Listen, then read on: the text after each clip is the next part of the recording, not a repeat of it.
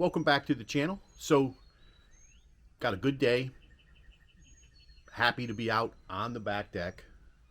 Going to do a review of a special bottle. But before I get into that, I wanted to talk about a couple of things that I've got going on. Some updates and changes with regards to the channel and everything like that. So, I was streaming every other week on a Wednesday. And some Wednesdays it was difficult to get that going, get that done.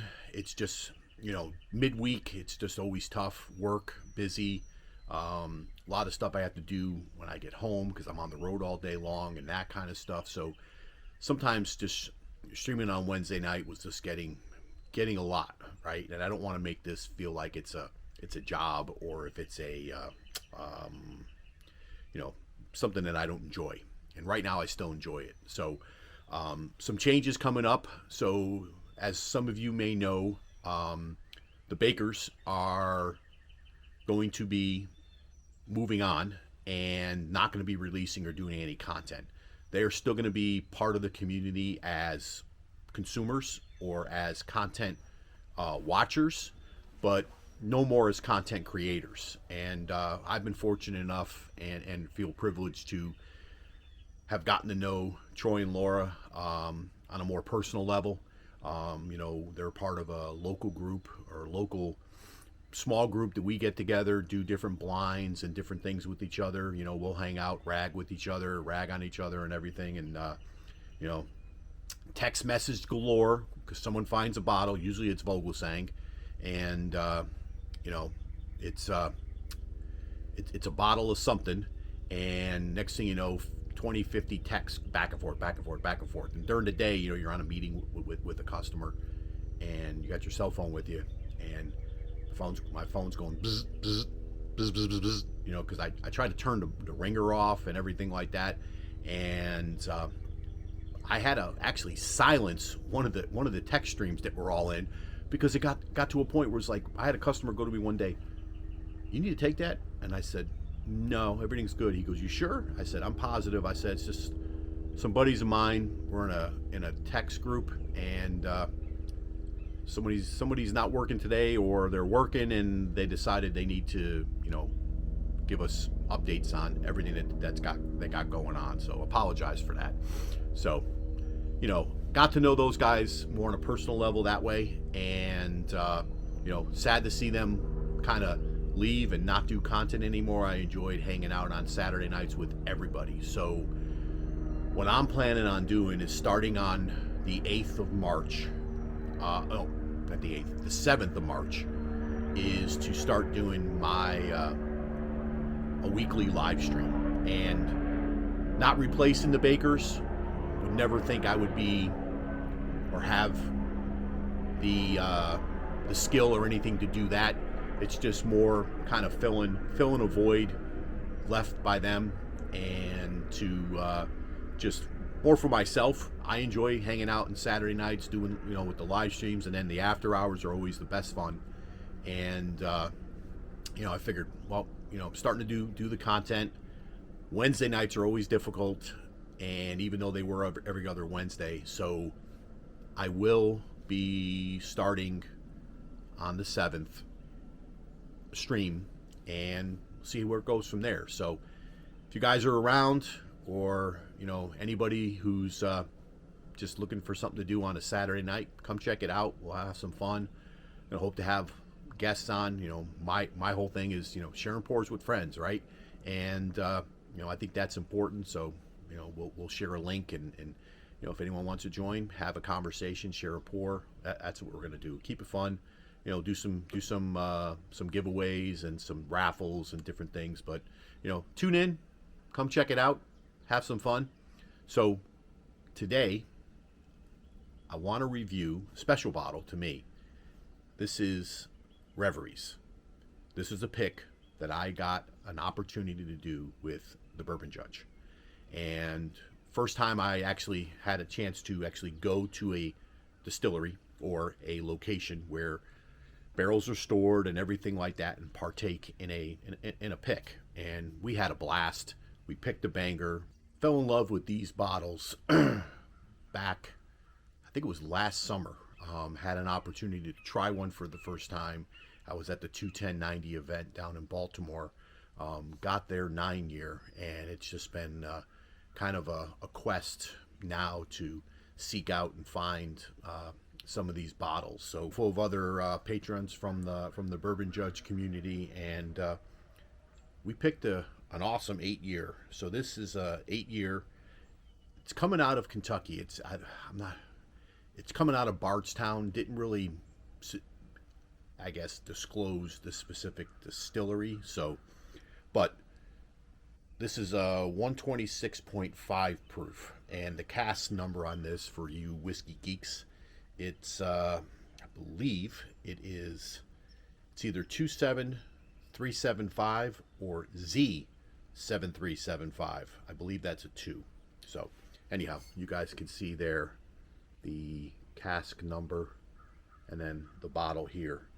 So it says distilled in Kentucky, bottled at Middleburg Barrel Company in Middleburg, Virginia. So this is actually, the cask is on the back. I'm trying to read the front there. So this is cask 27375. So we got a chance when we were there to go through 6 different barrels. Got to sample and try a couple of some upcoming experimental stuff that he's doing. I think one of the things that we tried is going to be a new release of his. I think I saw the TTB label. It's called The Deep.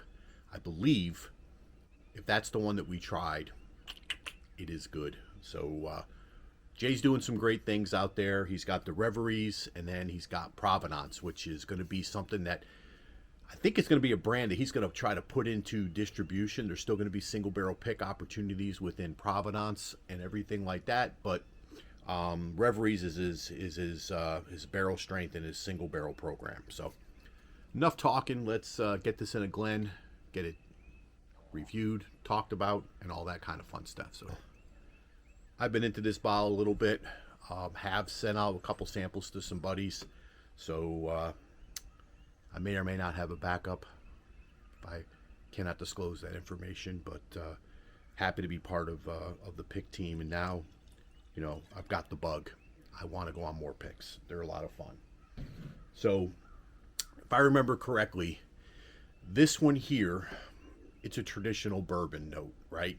If you're into that rich caramel, burnt sugar, that vanilla flavors, Reveries are going to be kind of your jam. Now, I remember this one here actually had a little bit more of a fruit forwardness when we were going through the 6 barrels that we went through that day. And this one actually ended up, I think, was just about a unanimous decision to go with this one. And, you know, now this is outside, so got some just beautiful amber color on it, and you know, swirling this thing around the glass, I mean, it forms a perfect, beautiful ring around the top of the Glen, and the legs are just starting to form and run down. So it's pretty viscous for an 8-year product, right? It's on, let's see, 126.5 proof. So,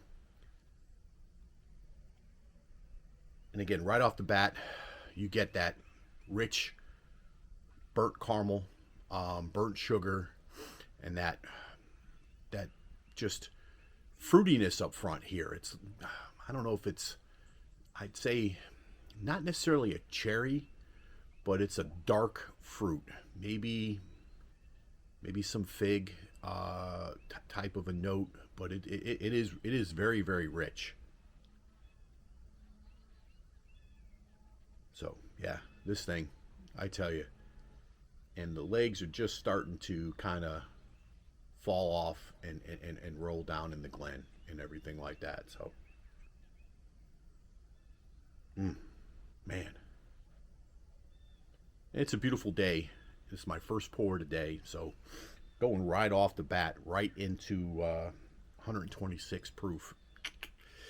Yeah, maybe not the best idea I've had. But man, it's just that fruit flavored, that note that you get on there is just inviting with those burnt sugar and caramel. Man.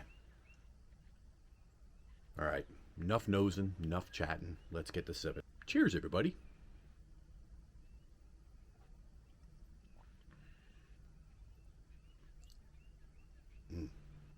Man, haven't had it in a little bit, and I tell you, it does not disappoint. I mean, I'm a fanboy. Probably not as big of a fanboy as the guys from 21090 and Hack and Mac. I know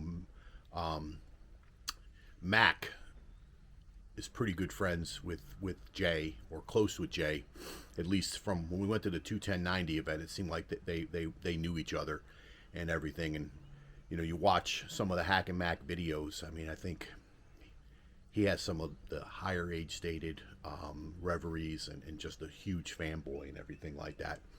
I mean, Jay's got a talent for this here. You know, he gets opportunities to buy a lot of different barrels when he's on his barrel picks. And the way he was explaining to us that day was the fact that he goes to places and he gets a chance to try different things after he does a pick. And he's like, well, can I buy that? And they're like, well, you know, there's only maybe one or two of those. There's not enough to actually do something, or you know, we may just blend it. He goes, well, I want to buy it. And he goes, well, you know, there's not a lot there. And he goes, well, that's fine. He goes, I can bring it back to Middleburg and kind of see what it'll do there. So Mid-Atlantic, kind of similar, I guess, temperature, weather to Kentucky, but I think the winters here are a little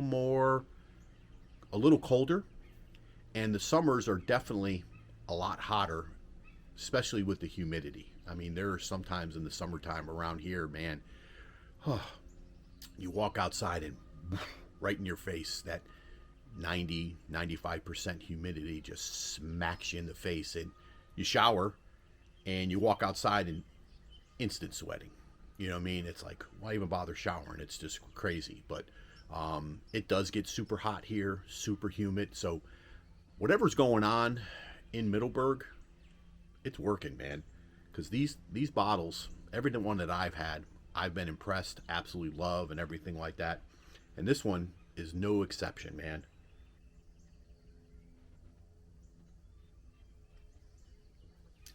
I mean, so this, it is that rich vanilla caramel burnt sugar. And then as it transfers over to the mid palate, that fruitiness shines through. And it's not a cherry note. It's more of, like I said, dark fruit. And then it just got a nice, smooth finish to it. It's not super, super long. Like some bourbons, you get a sip and 10 minutes later, you're like, oh my God, I could still taste it. It's still there. This has a nice finish, but it's not super, super long, but it's not one of those finishes that goes and then drops off. It kind of slowly fades away and everything like that. And then, you know, you're ready for another sip, right? I guess that's the smart way to do it. It makes you keep coming back for more.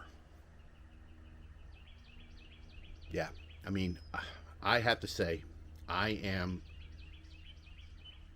an unapologetic fanboy of everything that Jay is doing. They're just quality stuff, right? Some of the higher age statement stuff can be pricey, and I've kind of held off on going after some of those bottles just because of the price points, you know, and everything like that. But this one here, I want to say the 7 and 8 years have been coming in.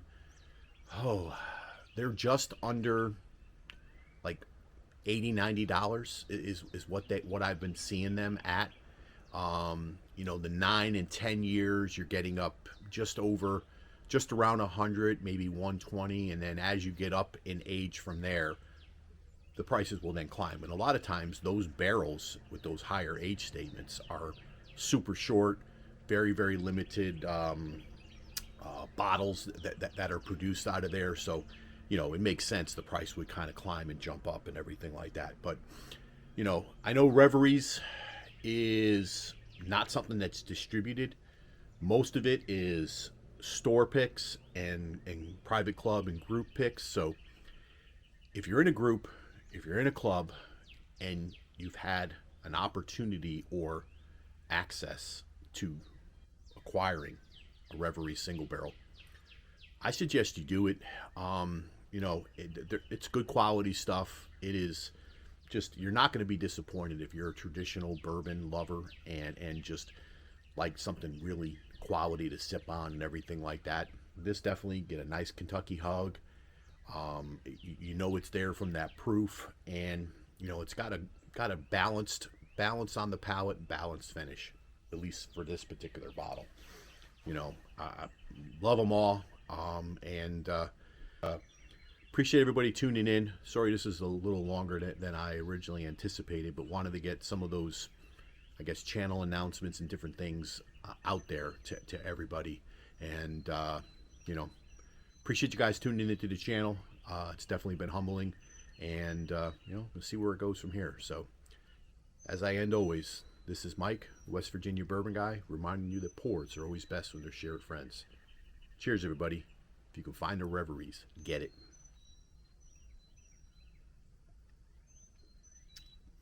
That is some just good quality single barrel whiskey.